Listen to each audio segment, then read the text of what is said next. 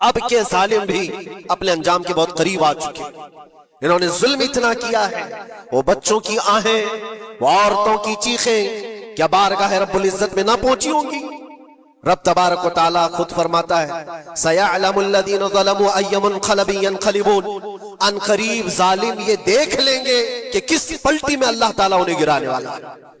जो जाल वो अपने दुश्मनों के लिए बुनते हैं, अल्लाह ताला उसी जाल में उनको फंसाता है। आज देखना आप तारीख की सच्चाइयां आपको इस बात का जवाब देंगी। जालिम ये समझता है कि मैं खुदा के बराबर हो चुका, मुझे कोई भी हिलाक नहीं कर सकता। अल्लाह ताला फरमाता है इन्नमा तकुनु युद्रिकुमुल मौत वलौ कुंतुम फी बुरूजिन मुशय्यदा, तुम मजबूत किले में क्यों ना बैठे हो, मौत तुम्हारे पास आकर पकड़ लेगी। और रब तबारक व तआला के लिए कोई चीज नामुमकिन है। फी जमाना हम जो हालात देख रहे हैं पूरी दुनिया में, आज मौत इतनी आसान हो गई है कि अल्लाह के नबी सल्लल्लाहु अलैहि वसल्लम ने 1400 साल पहले ये इरशाद फरमाया था कि एक जमाना आएगा कि हरज बढ़ जाएगा। तो सहाबा ने पूछा था ये हरज क्या है? तो हुजूर अकरम सल्लल्लाहु अलैहि वसल्लम ने इरशाद फरमाया था कि कत्ल बहुत ज्यादा होगा, एक दूसरे का कत्ल इतना ज्यादा होने लगेगा कि लोग उसकी परवाह भी नहीं करते। आज मुझे आज बताओ, दुनिया पूरी बहुत सारे इश्यूज पर बैठकें कर रही है, ग्लोबल वार्मिंग पे है, दुनिया में इन्वायरमेंट की चेंजिंग पर, मौसम का तापमान बढ़ रहा है, इस पर मीटिंगें हो रही हैं, बड़ी बड़ी तंजीमें बैठती हैं। ये ढकोसला है ये दुनिया का। मौत इतनी आसान है इंसानों की। तुम्हारा आपस में बराबर की ताकत का मुकाबला हो तो समझ में आए कि एक दूसरे की फौजों से मुकाबला है, इधर की फौज भी मर रही, उधर की फौज भी मर रही है, लेकिन निहत्ते बच्चों का क्या कसूर?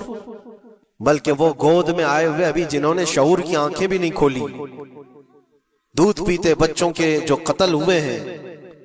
तारीख में आपने पढ़ा होगा फिरौन ने 12,000 बच्चों का कत्ल किया था, सिर्फ इस गुमान से कि उसने ख्वाब देखा था बनी इसराइल में एक बच्चा पैदा होगा जो उसकी सल्तनत को हिलाक कर देगा। ख्वाब की वजह से काहिनों ने उसको बताया था, उसने ख्वाब ये देखा था कि आसमान से एक तारा टूटकर उसकी गोद में गिरा और आग लग गई। तो नजुमियों ने उसकी ताबीर ये बताई थी कि बनी इसराइल में एक बच्चा पैदा होगा जो तेरी सल्तनत को हिलाक कर देगा। उस डर से बनी इसराइल में जो भी बच्चा पैदा होता उसको कत्ल करता था। उसने तकरीबन 12,000 बच्चों को कत्ल कर दिया था, इस डर से कि वो बच्चा तो ना पैदा हो जाए जो मेरी सल्तनत को हिलाक करने वाला है। और वो मूसा अलैहिस्सलाम थे, पैदा भी हुए और फिरौन के घर में ही पले। अल्लाह का निजाम है। लेकिन मैं यहां इसलिए बता रहा हूं, फिरौन जुल्म में पूरी दुनिया में मशहूर है।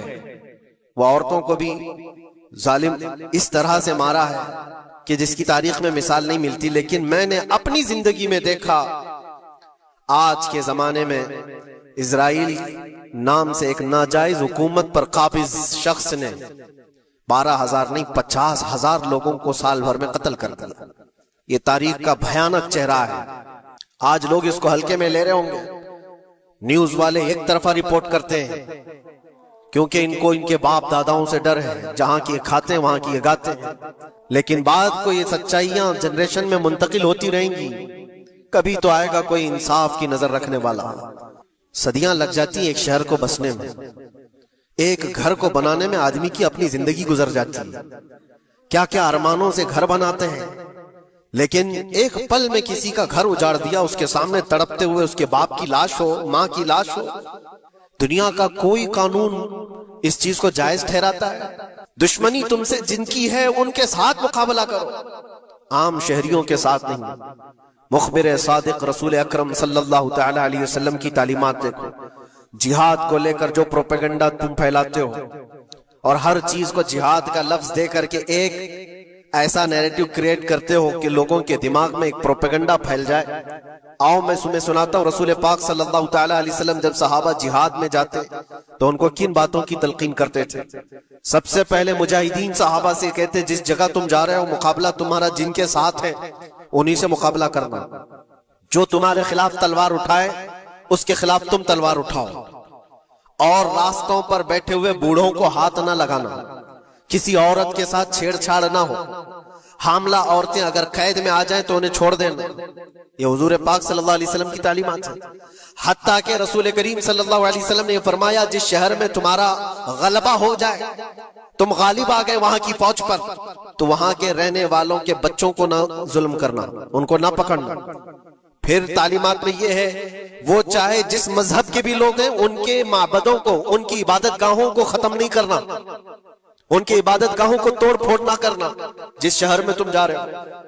यहां तक कि हुजूर अकरम सल्लल्लाहु अलैहि वसल्लम की तालीमात तो देखो, हुजूर ये तक फरमाते थे मुजाहिदीन सहाबा को कि जिस शहर में तुम जा रहे हो वहां के दरख्तों के पत्ते भी ना उखाड़ना, दरख्तों को भी ना नुकसान पहुंचाना। जंगी तालीमात को आज कोई नजर में नहीं रखता है। दुनिया कहती है कि जंग के दौरान भी कुछ उसूल होते हैं, लेकिन कोई उसूल नहीं। हमने देखा है जिसकी ताकत है उसका बोलबाला है। ये दुनिया उनके खिलाफ कभी कोई बात नहीं करती। आज से तकरीबन 20 साल पहले भी इराक की क्या हालत थी आपने देखा होगा। एक झूठे प्रोपेगेंडे की वजह से पूरे इराक को तबाह किया गया, आज तक वो संभल नहीं पाया है। न्यूक्लियर पावर इराक के अंदर मौजूद है, उसके रिएक्टर वहां पर मौजूद है, क्या क्या चीजें उस जमाने में फैलाई गई। सोशल मीडिया तो नहीं था उतना, दुनिया ने ये मान लिया कि हाँ दादा कह रहा है तो होगा, और हमला किया इसी बुनियाद पर। 20 साल हो गए, आज तक इराक में कोई न्यूक्लियर पावर प्लांट नहीं नजर आया, कहीं नहीं। एक झूठे प्रोपेगेंडे की वजह से वहां के कितने लाख लोगों को बेघर होना पड़ा है पता है। कुछ जगह ऐसी हैं जहां बम बरसाए गए, आज तक वहां कोई सब्जा नहीं उगता, कोई वहां पर फसल नहीं होती। मैंने खुद अपनी आंखों से देखा एक नया मैदान जिसपे लोग फुटबॉल खेलते थे, चंद सालों के बाद देखो तो पूरा मैदान कब्रों से भरा हुआ है। कब्रें हैं वहां पर, पूरी कब्रें। लोगों को जनाजा उठाने के लिए लोग नहीं मिलते हैं। मौत इतनी आम कर दी गई थी, इन बातों को कोई कहता है? आपने सुना कभी अबू गुरैब जेल के मुतालिक? कैदियों के साथ जो वहशियाना सलूक किया इन गोरों ने, अल्लाह की पनाह, बहुत सख्त किस्म के, दुनिया में बदनाम जमाना जेल उसको कहा जाता है। हर तरह की वहां पर कैदियों के साथ आजमाइशें हुई, हर तरह की। उन पर कुत्ते छोड़ देना, उनकी शर्मगाहें काटना, उन पर पेशाब करना, हर चीज जो इंसानियत सोज है, इंसानियत को जला देने वाली, ये सारी हरकतें की गई। दुनिया खामोश है उस सिलसिले में। क्यों? सुपर पावर के 1000 गुना भी हजम कर लिए जाते हैं। छोटा मुल्क या गरीब आदमी कोई बात करे तो सारे उस पर टूट पड़ते हैं। आज मैं एक चीज आपको बताना चाह रहा हूं कि ये कोई नई चीज नहीं है जो हो रही है आज दुनिया में, ये फैलने वाली है और कयामत के करीब हम आ चुके हैं। हो सकता है दुनिया पूरी जंगों के लपेट में हो, जो रसूल पाक सल्लल्लाहु अलैहि वसल्लम ने इरशाद फरमाया, कत्ल इतना बढ़ जाएगा कि 100 लोग हो तो 99 मर जाएंगे, एक बच जाएगा। कत्ल इतना बढ़ जाएगा।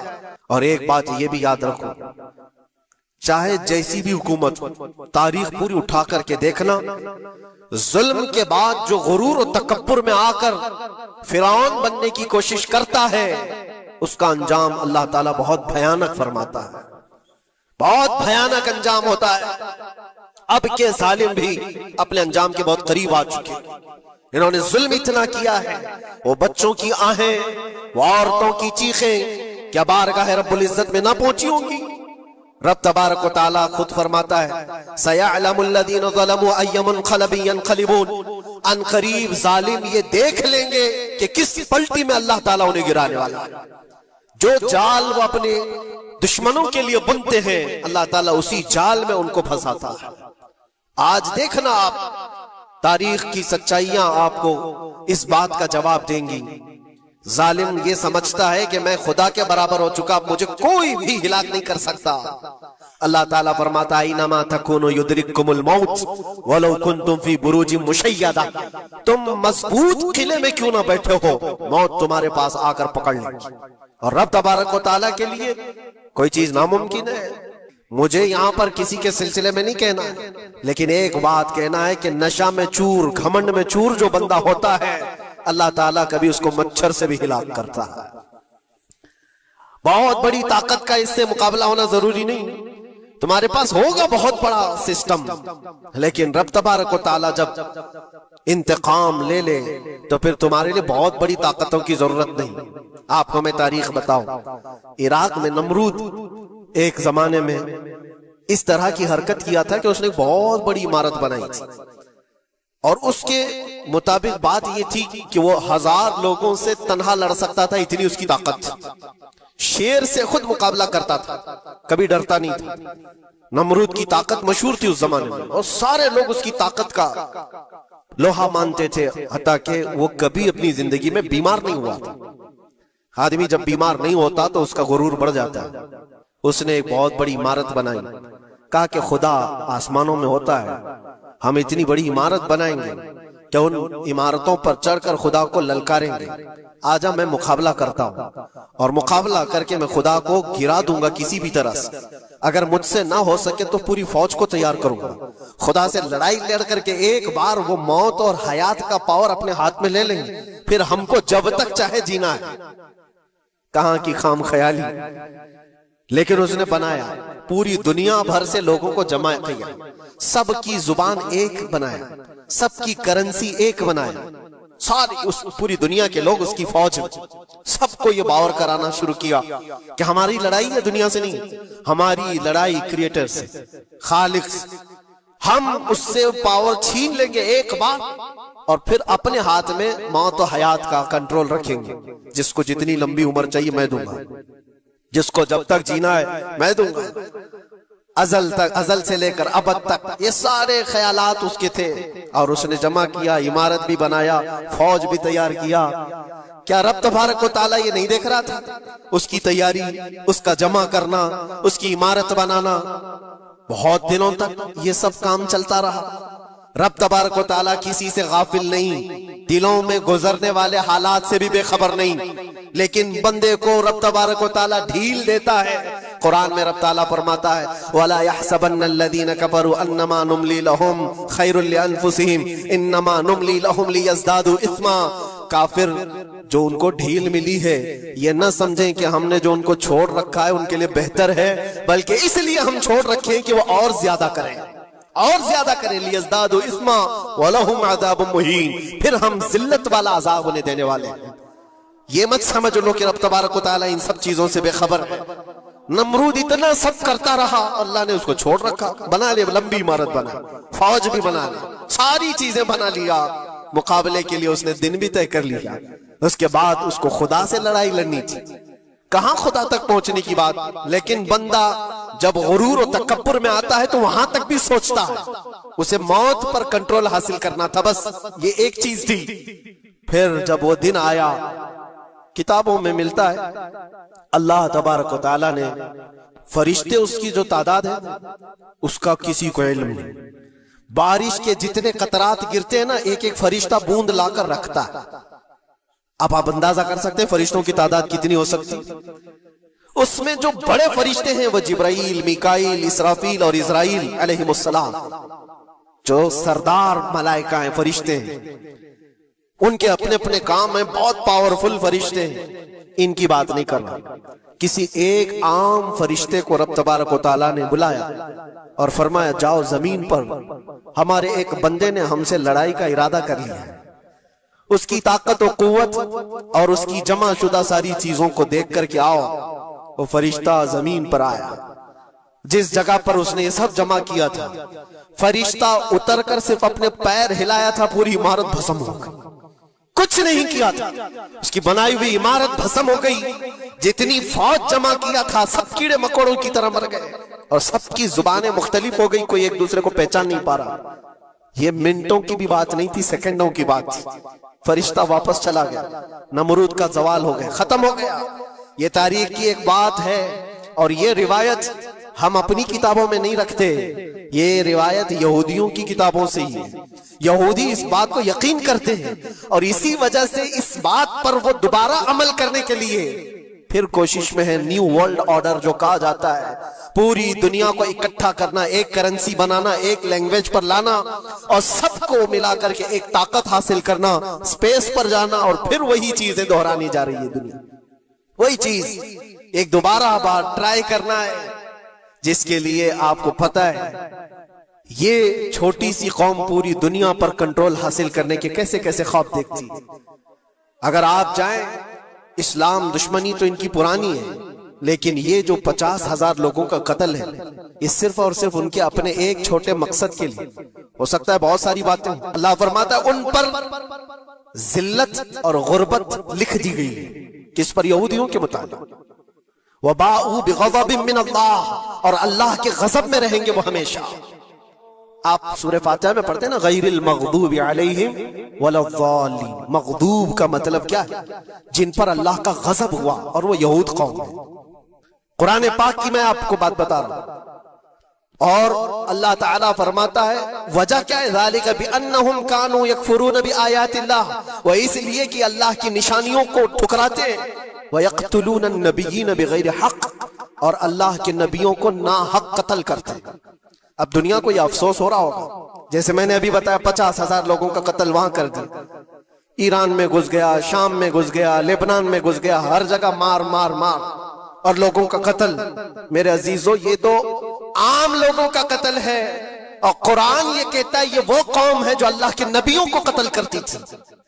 और तारीख में है तकरीबन 10,000 नबियों को इन्होंने कत्ल किया, सिर्फ अपनी मनमानी बात न पाए जाने की वजह से। हजरत ज़करिया अलैहिस्सलाम की बात मालूम है? ये तो बैतुल मुक़द्दस के मुतवल्ली थे। ज़करिया अलैहिस्सलाम बैतुल मुक़द्दस के इमाम थे, जिनका जिक्र है कुरान पाक में। हजरत ज़करिया अलैहिस्सलाम के पीछे यही कौम जो उनकी उम्मत में थी, यहूदियों के लिए भी वो मुक़द्दस नबी थे। लेकिन इन जालिमों ने हजरत ज़करिया अलैहिस्सलाम को दुश्मनी में रख करके ऐसा कत्ल किया था। अल्लाह अकबर। ज़करिया अलैहिस्सलाम इनसे भाग करके निकले थे और एक दरख्त को जाकर कहा, ए दरख्त खुल जा, मैं तुझ में आता हूं। दरख्त खुल गया, हजरत ज़करिया अलैहिस्सलाम उसमें अंदर चले गए, दरख्त फिर बंद हुआ। तारीख में मौजूद है। इब्लीस लाइन ने, शैतान मरदूद ने यहूदियों को रास्ता भी बताया और दरख्त भी बताया कि इसके अंदर ज़करिया छुपे हुए, इसके अंदर ज़करिया है। यहूदियों ने तेज आरी लेकर के दरख्त को ऊपर से काटना शुरू किया कि दरख्त के 2 टुकड़े होंगे तो ज़करिया अलैहिस्सलाम तक भी पहुंच जाए। उन्होंने आरी से काटते काटते काटते उनके सर तक पहुंचा दिया। और जब हजरत ज़करिया अलैहिस्सलाम को अपने सर के ऊपर से कटने की आवाज आने लगी, तो आप सोचा कि अब यह आरी से पूरा कट जाएगा। अल्लाह ताला की तरफ से निदा आई, ए ज़करिया सबर कर लो, अगर तुम इस पर आवाज निकालोगे तो सबर वालों में से तुम्हारा नाम निकल जाएगा। यहां तक के तारीख में है वो यहूदियों ने आरी से काटते काटते हजरत ज़करिया अलैहिस्सलाम के सर को चीर दिया और जिस्म के 2 टुकड़े हो गए। अल्लाह के नबी खामोश रहे, सबर करके रह गए। उनके बेटे यहया अलैहिस्सलाम ने यहूदियों के एक गवर्नर या बादशाह को यह कहा था कि एक निकाह में 2 बहनों को रखना जायज नहीं। उसने 2 बहनें एक साथ अपनी ज़ौजियत में रखा था। सिर्फ इतनी बात पर हजरत यहया अलैहिस्सलाम सिर्फ 33 साल के जवान थे। उस यहूदी जालिम ने यहया अलैहिस्सलाम के सर को काट करके बर्तन में लाकर नाश्ते में रखा था। अल्लाह के नबी की बात कर रहा हूं। अल्लाह के नबी के सर को काट कर तश्त पे रखा था। लेकिन तारीख की सच्चाइयां बताती हैं कि वो कटे हुए सर से यहया अलैहिस्सलाम बोलते थे, ए जालिम, अब भी मैं कहता हूं एक निकाह में 2 बहनों को रखना हराम है, हराम है। ये अल्लाह के नबियों की जिंदगी में बता रहा हूं जिनके साथ इन्होंने किया। ईसा अलैहिस्सलाम, ये पागल ईसाई जो आज उनकी कपड़ों में जाकर बैठे हुए होते हैं, जबकि जिंदगी भर ये लड़ते रहे हैं। कुरान भी कहता है वकालतिल यहूदु लैसतिन नसारा अला शै वकालतिन नसारा लैसतिल यहूदु अला शै। दोनों लड़ते थे। यहूदी कहते ईसाई कोई चीज ही नहीं, ईसाई कहते थे यहूदी कोई चीज ही नहीं। इनकी जंगें इतनी खतरनाक हुई, ये सब लिपापोती करके आज दिखाते हैं कि हम सब एक हैं। बहुत गहरी दुश्मनियां इनके दरमियान थी। ईसाईयत, हजरत ईसा अलैहिस्सलाम को क्या किया गया? जब उन्होंने अपने पैगामात फैलाए तो ईसा अलैहिस्सलाम को भी कत्ल करने का मंसूबा यहूदियों ने बनाया था और पूरे लोग आकर हजरत ईसा अलैहिस्सलाम के घर को घेराव कर लिए। ईसा अलैहिस्सलाम को उस रात अल्लाह ताला ने आसमानों पर उठा लिया और एक यहूदी को अंदर देखने के लिए भेजा था यहूदियों ने कि जाके देखो ईसा है कि नहीं। तो अल्लाह ताला ने वो आए हुए यहूदी को ईसा अलैहिस्सलाम की शक्ल दे दी, ईसा अलैहिस्सलाम को उठा लिया। यहूदी जो बाहर खड़े मुंतजिर थे, हमारा आदमी अंदर गया है देखने के लिए, मारने के लिए, कत्ल करने के लिए, अभी तक आया नहीं। तो सब के सब अंदर घुस गए, देखा वो आदमी बैठा हुआ है, उसी को पकड़कर लाकर सूली पर चढ़ा दिया ईसा समझ करके। लेकिन इत्तेफाक ये है कि उसको पूरी शक्ल नहीं दी गई थी, आधी शक्ल ईसा अलैहिस्सलाम की थी और आधी उसकी खुद की थी। बाद में यहूदियों में खुद इख्तिलाफ हो गया, हमारा बंदा कहां गया जो ढूंढने के लिए गया था, वो गायब कहां है? और अगर ये हमारा बंदा है जो ढूंढने के लिए गया था तो फिर ईसा कहां है? ये इख्तिलाफ में, ये शक में 550 साल गुजर गए।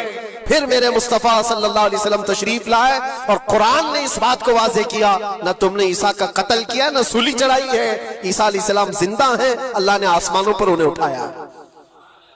ये तो ईसाइयों पर एहसान है कुरान का, जो सच्चाइयां 550 साल पहले की बताया। मेरे अजीजों, ये तारीख में आपको बता रहा हूं, नबियों का कत्ल करने वाली कौम, उनके सामने आम इंसान क्या माने रखते हैं? ये दुनिया की सारी कौमों को हकीर समझने वाली कौम, दुनिया के पूरे जखीरों को अपनी मिल्कियत समझने वाली कौम, उनका अकीदा है ये, दुनिया का जितना गोल्ड है, जितना सोना है, उस पर सिर्फ और सिर्फ उनकी कौम का कब्जा होना चाहिए, पूरी दुनिया को। आपको पता है मदीने तैयबा में हुजूर पाक सल्लल्लाहु अलैहि वसल्लम की आमद से पहले ये सब के सब मदीने में बसे हुए थे, 550 साल से इंतजार कर रहे थे हुजूर के आने का, दूसरी कौमों को डराते थे। क्यों? उनकी किताब में मौजूद था आखिरी नबी के आने की सारी बातें मौजूद थी। आखिरी नबी आएंगे, उनके मानने वालों का गलबा होगा, वो अपने नूरे नबुव्वत से लोगों के दिलों को पाक करेंगे। उनकी शक्ल भी बताई गई थी तौरात में, उनके आने की जगह भी बताई गई थी। पूरे हिजाज में खजूरों का झुंड एक इलाका होगा जहां ये नबी आएंगे, और वो मदीने के अलावा कोई जगह ही नहीं थी। यहूदी ये सब चीजें देखकर हुजूर के आने से 550 साल पहले से इंतजार में थे, वो नबी यही आएंगे, यही आएंगे, और दूसरी कौमों को डराते थे, हमसे मत उलझना, आखिरी नबी आने वाले हमारे, और उस नबी के आने के बाद फिर हम चुन चुन कर तुमसे बदला लेंगे। और जब कभी मुसीबत आती तो अल्लाह से दुआ भी ये करते थे कि अल्लाह वो आखिरी नबी जो हमारे इलाके में आने वाले हैं, उनके सदके में तू हमारी बलाओं को दूर कर दो। ये वो कौम है जो हुजूर आखिरुन नबीयीन सल्लल्लाहु अलैहि वसल्लम के इंतजार में वक्त काट रही थी। लेकिन हुआ ये, उनका अकीदा ये था कि आखिरी नबी तो बनी इसराइल में ही पैदा होंगे, हमारे खानदान में पैदा होंगे। इन्होंने ठेका ले रखा है आखिरी नबी कहां पैदा होंगे ये फैसला करेंगे। अल्लाह तबारक व तआला ने आखिरी नबी हमारे आका सल्लल्लाहु अलैहि वसल्लम को बनी इसराइल में नहीं, बनी इस्माइल में पैदा किया, इस्माइल अलैहिस्सलाम की औलाद में पैदा किया। और ये इस्माइल अलैहिस्सलाम की औलाद पूरे अरब में आबाद थी। अरब में पूरी आबादी इस्माइल अलैहिस्सलाम की थी। मक्का को आबाद किसने किया? इस्माइल अलैहिस्सलाम। इस्माइल अलैहिस्सलाम की औलाद पूरे मक्का में, आसपास सब इलाकों में आबाद, सारी जितने भी नस्ब है वो इस्माइल अलैहिस्सलाम तक पहुंचते हैं, अरब वालों की। और ये यहूदी बनी इसराइल है, यानी याकूब अलैहिस्सलाम की औलाद में से। और ये दूसरों को हकीर जानते थे। जब तक ये लोग अरब में थे, मदीने में थे, इन्होंने हर एक को हिकारत से देखा। अरबों से इनके ताल्लुकात ऐसे नहीं थे, आम लोगों से कहते हमारे से बात करने के काबिल नहीं है, सबको उम्मी कहते थे, अनपढ़, जाहिल, ऐसे अल्फाज से अरबों को पुकारते थे। अरबों से अगर इनके ताल्लुकात होते भी तो बड़े बड़े टॉप लीडर जो होते हैं अरबों के, बस उनसे ताल्लुकात, आम लोगों को गिनते ही नहीं, कचरा कहते थे। बनी इस्माइल को जब ये कचरा कहते थे, और बनी इस्माइल में जब आखिरी नबी पैदा हो गए तब क्या कहने लगे पता है? कहते नहीं, ये गलत हो गया, आखिरी नबी तो बनी इसराइल में पैदा होने वाले थे, ये जिब्राइल ने शरारत किया और बनी इस्माइल में जाकर के नबूवत दी थी। कुछ तो ये कहने लगे, कुछ तो कहने लगे वो है ही नहीं आखिरी नबी। लेकिन कैसे इनकार करते? कुरान कहता है यारिफूनहु कमा यारिफून अबनाअहुम, उस रसूल को वो ऐसे पहचानते थे कि अपने बेटों को भी नहीं पहचानते। उनके बेटों के सही होने पर भी उनको इतना यकीन नहीं था कि हमारा ही बेटा है या नहीं, लेकिन हुजूर को देख करके यकीन था कि आखिरी रसूल ही, आखिरी रसूल होने की सारी निशानियां उन्होंने जो पढ़ी थी वो सब हुजूर के पास मौजूद थी। इसीलिए तो मेरे अजीजों, जो सहाबा यहूदियत से इस्लाम में आए उन्होंने सब निशानियां देखी। हजरत सलमान फारसी की बात बता, वो ईसाइयत में थे, सालों उन्होंने ईसाइयत में गुजारे, और उन्होंने भी यही सब बातें सुनी थी। यसरब एक इलाका है हिजाज में, खजूरों के बागात का झुंड है, वहां पर आखिरी नबी वहीं आने वाले। तो ये कहां से आए थे? सलमान फारसी इराक से आए थे, मदीने में आकर गुलाम बन गए, एक खजूरों के बाग में काम करते थे बरसों तक। फिर वो वक्त आ गया जब हुजूर पाक सल्लल्लाहु तआला अलैहि वसल्लम मक्का से हिजरत करके मदीने आए थे। मस्जिद कुबा जहां है वहां 14 दिन तक हुजूर क़याम किए हुए थे।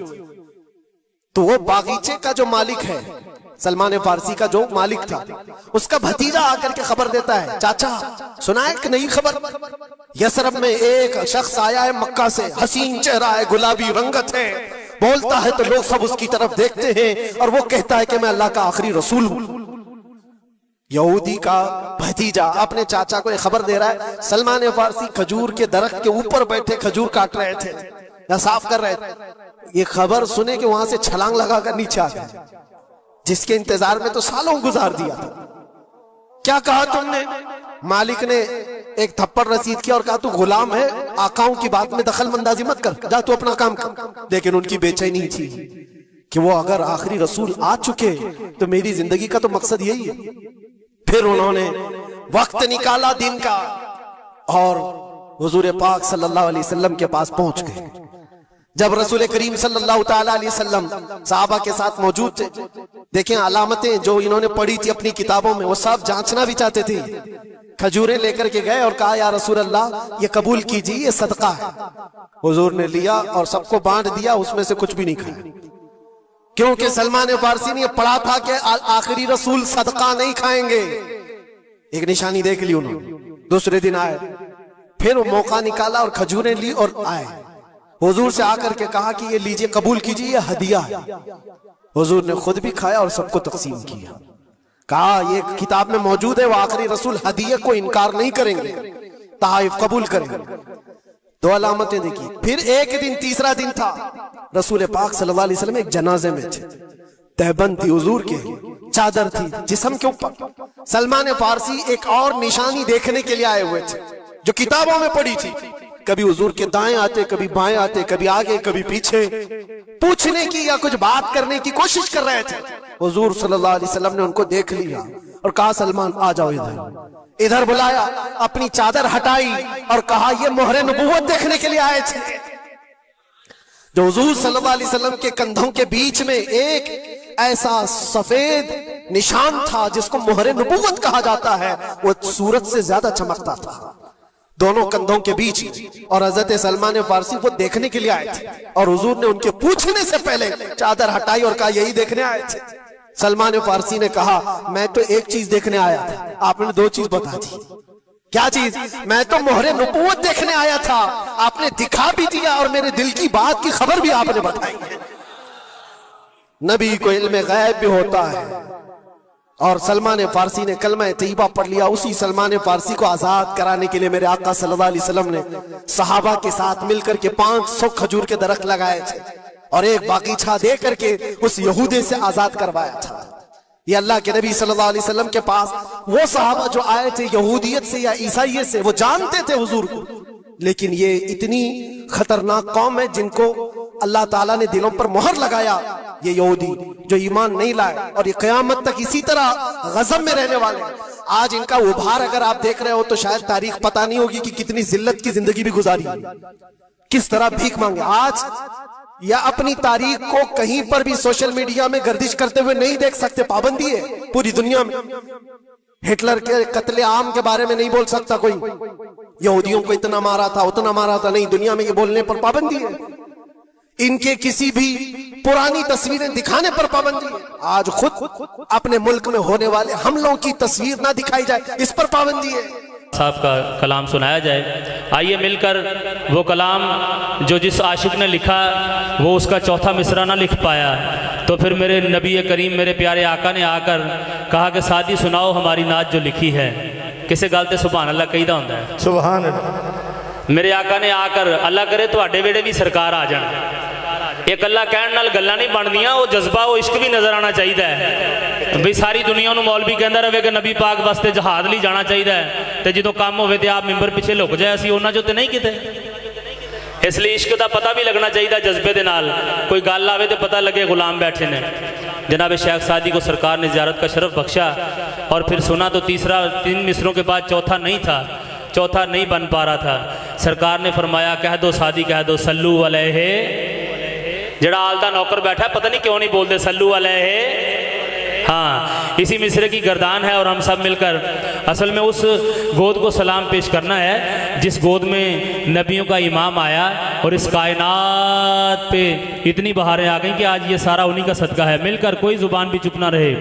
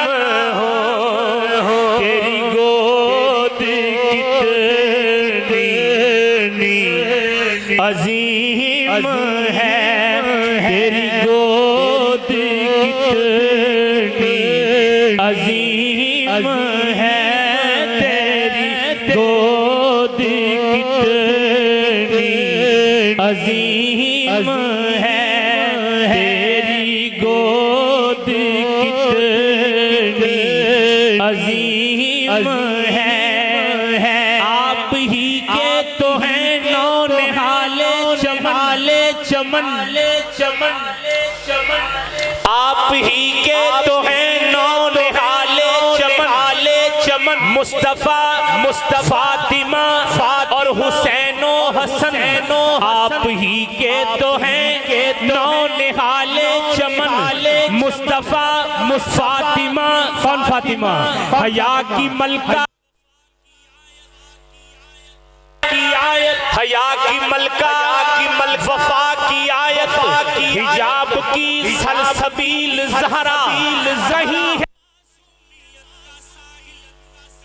शराफत की झील ज़हरा जहान मौजूद में बनी है वजूद हक की दलील ज़हरा ज़माने भर की अदालतों में निसा की पहली वकील ज़हरा हजूर ज़हरा बशर से हटकर पैगंबरों के सलाम भी हैं कि इसके साए में पलने वाले हुसैन जैसे इमाम भी हैं पाया पकड़ के अर्श का ज़हरा ने यूं कहा है जिब्हा तेरे बंदों ने मेरा बिसर किया उम्मत को बख्श दे मेरे अब्बा की खुदा समझूंगी मुझको मिल गया बदला हुसैन का और निगाहे खल्क में आली मुकाम